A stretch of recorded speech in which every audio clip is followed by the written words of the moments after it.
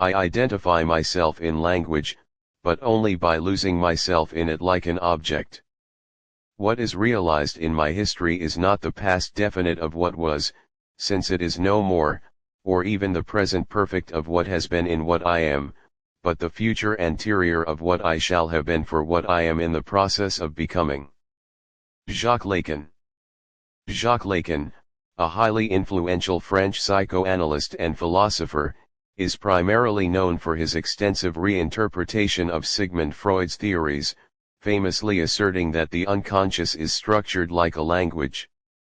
His complex and often challenging ideas, which include the concept of the mirror stage and the distinction between the imaginary, symbolic, and real orders, profoundly impacted diverse fields such as philosophy, linguistics, and literary criticism. Lacan advocated for a rigorous return to Freud to re-examine the foundational concepts of psychoanalysis, often employing an unconventional therapeutic style characterized by variable session lengths. Jacques Lacan was born Jacques-Marie-Émile Lacan in Paris on April 13, 1901, into a prosperous, middle-class Catholic family. He was the eldest of 3 children, with his father working as a soap and oil salesman and his mother being ardently Catholic. His younger brother later entered a monastery. He received his education at the Collège Stanislas de Paris from 1907 to 1918, where he developed a keen interest in philosophy, particularly the works of Spinoza, which eventually led him to abandon his religious faith for atheism. This decision reportedly caused some family tension. In the early 1920s, Lacan immersed himself in the vibrant Parisian literary and artistic avant-garde, forming connections with prominent figures like James Joyce, attending early readings of Ulysses, André Breton, Georges Bataille, Salvador Dali, and Pablo Picasso, even serving as Picasso's personal therapist for a time. This period significantly shaped his lifelong fascination with language and its power. Despite being rejected for military service due to being underweight, Lacan entered medical school in 1920. He specialized in psychiatry between 1927 and 1931, completing his studies at the University of Paris and undertaking clinical training at major psychiatric hospitals like Saint Anne Hospital. In 1931, he became a licensed forensic psychiatrist, and the following year, he earned his medical degree with a thesis titled On Paranoiac Psychosis in its Relations to the Personality. While it had limited immediate impact on French psychoanalysis, it was well received by his surrealist contemporaries. De la psychose paranoïaque dans ses rapports avec la personnalité 1932, Lacan's doctoral thesis on paranoia is an early, influential work that laid the groundwork for his later theories on psychosis. While predating his full development of the imaginary, symbolic, and real, it showcases his early interest in the subjective experience of mental illness and the role of language and belief in its formation, anticipating his structural approach to psychopathology. Lacan began his own psychoanalysis in 1932 and joined the Société Psychanalytique de Paris SPP in 1934, subsequently opening his private practice. It was in 1936 that he first presented his seminal theory of the mirror stage at a congress of the International Psychoanalytic Association, though the chairman controversially cut his presentation short.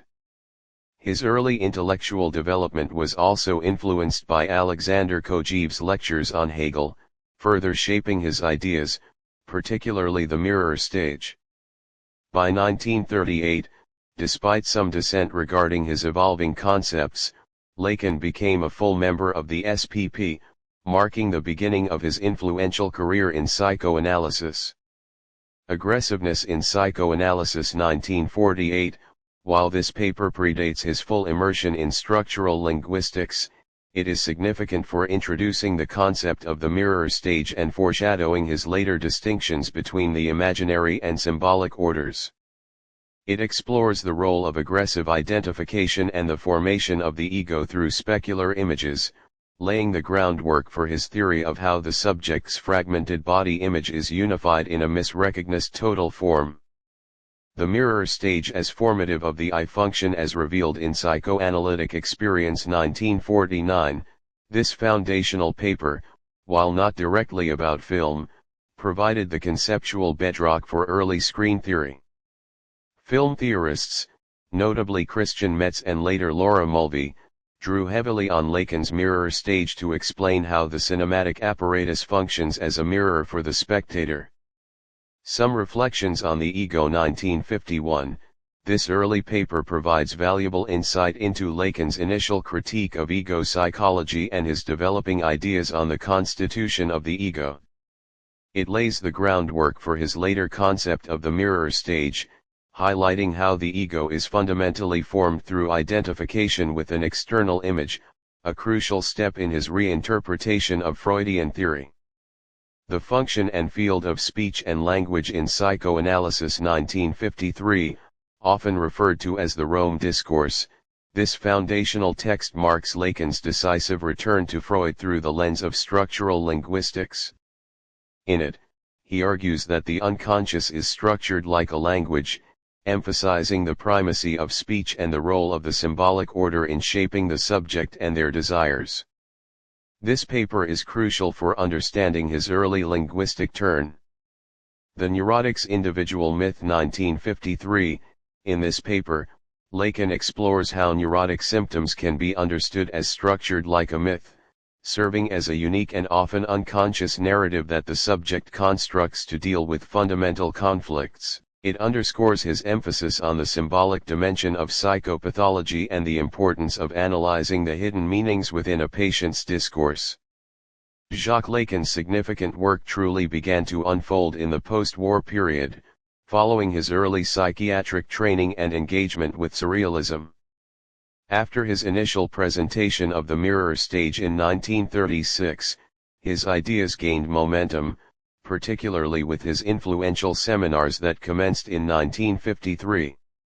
These weekly seminars, held in Paris and continuing until his death in 1981, became the primary vehicle for the development and dissemination of his complex theories. Lacan famously called for a return to Freud, arguing that the original Freudian texts needed to be reread through the lens of structural linguistics, particularly the work of Ferdinand de Saussure, and anthropology, notably Claude Lévi-Strauss. The instance of the letter in the unconscious, or Reasons since Freud 1957, this paper further elaborates on the linguistic nature of the unconscious, asserting that the unconscious operates according to the laws of language, specifically metaphor and metonymy. Lacan introduces the concept of the letter as the material support of the signifier, emphasizing its irreducible dimension in the formation of the unconscious. Lacan's unorthodox methods, particularly his variable-length sessions in psychoanalytic practice, which could range from a few minutes to an hour, led to his eventual expulsion from the International Psychoanalytical Association (IPA) in 1963. In response, he founded his own institutions, including the École Freudienne de Paris (EFP) in 1964, to continue his teaching and training of analysts. His major published work, Écrits 1966, a collection of his essays and lectures, further solidified his international reputation, though its dense and challenging prose often made his ideas difficult to access.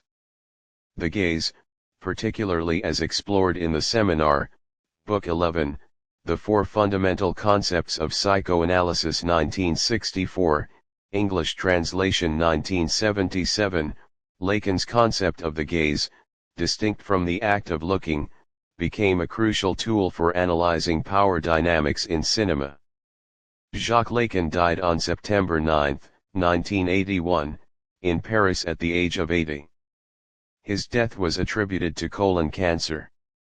Shortly before his passing, he had controversially disbanded his Freudian school of Paris. Lacan goes wrong by relying quite uncritically on Saussure's signifier-signified conception of language. It is understandable that Lacan, when he began to write in the 1930s, should learn Saussure's turn-of-the-century linguistics. But even at the end of his life he and now his followers write about signifiers and signifieds as though the Chomskyan revolution in linguistics had never happened. Contemporary literary theorists tirelessly quote Saussure. But why today's linguists no more use Saussure's model than today's physicists use the concept of phlogiston? I do not mean to suggest that linguists have all adopted Chomsky's views. They are still controversial, and he would be the first to acknowledge that they are subject to revision in the light of further evidence. Linguists who reject Chomsky's ideas, however, are trying to offer alternatives or to go beyond Chomsky. They are not turning back to Saussure. My point is not that Chomsky is right but that Saussure and Lacan are wrong. Norman N. Holland, The Crit. It is on this step that depends the fact that one can call upon the subject to re-enter himself in the unconscious for, after all, it is important to know who one is calling. It is not the soul, either mortal or immortal, which has been with us for so long, nor some shade, some double, some phantom, nor even some supposed psychospherical shell, the locus of the defenses and other such simplified notions. It is the subject who is called. There is only he, therefore, who can be chosen. There may be, as in the parable, many called and few chosen, but there will certainly not be any others except those who are called. In order to understand the Freudian concepts, one must set out on the basis that it is the subject who is called, the subject of Cartesian origin. This basis gives its true function to what, in analysis, is called recollection or remembering. Recollection is not Platonic reminiscence, it is not the return of a form, an imprint, a eidos of beauty and good, a supreme truth, coming to us from the beyond. It is something that comes to us from the structural necessities, something humble, born at the level of the lowest encounters and of all the talking crowd that precedes us, at the level of the structure of the signifier, of the languages spoken in a stuttering, stumbling way, but which cannot elude constraints whose echoes, model, style can be found, curiously enough, in contemporary mathematics. Jacques Lacan, The Seminar, Book 11, The Four Fundamental Concepts of Psychoanalysis. References: Kojève, Alexander, Introduction to the Reading of Hegel, translated by James H. Nichols, Jr. New York, Basic Books 1969, p. 39. Lacan, J.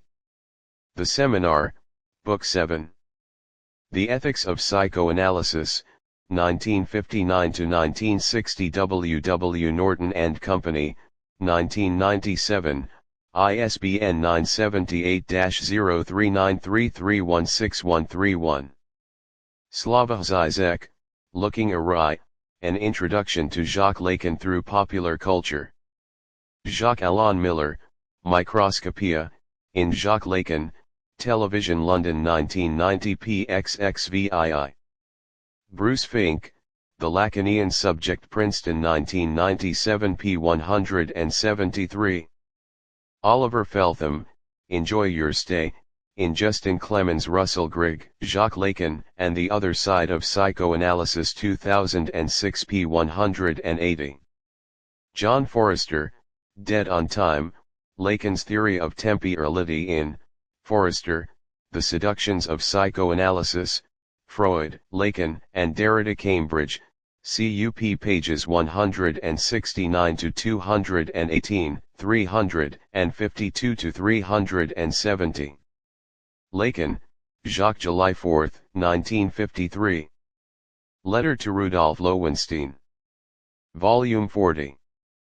p. 65. ISBN 978-0-262-75188-9. Citebook, Journal Ignored Help. Michael Borch Jacobson, Lacan, The Absolute Master 1991 p. 120. Lacan, of structure as an inmixing of an otherness prerequisite to any subject whatever. In the languages of criticism and the sciences of man, the structuralist controversy, ed. R. Maxey and E. Donato, Baltimore and London, Johns Hopkins University Press, 1970, 186-195. Michael Parsons, The Dove That Returns, The Dove That Vanishes, London 2000, pages 16-17. Rebate, Jean-Michel 2003, Rebate, Jean-Michel ed.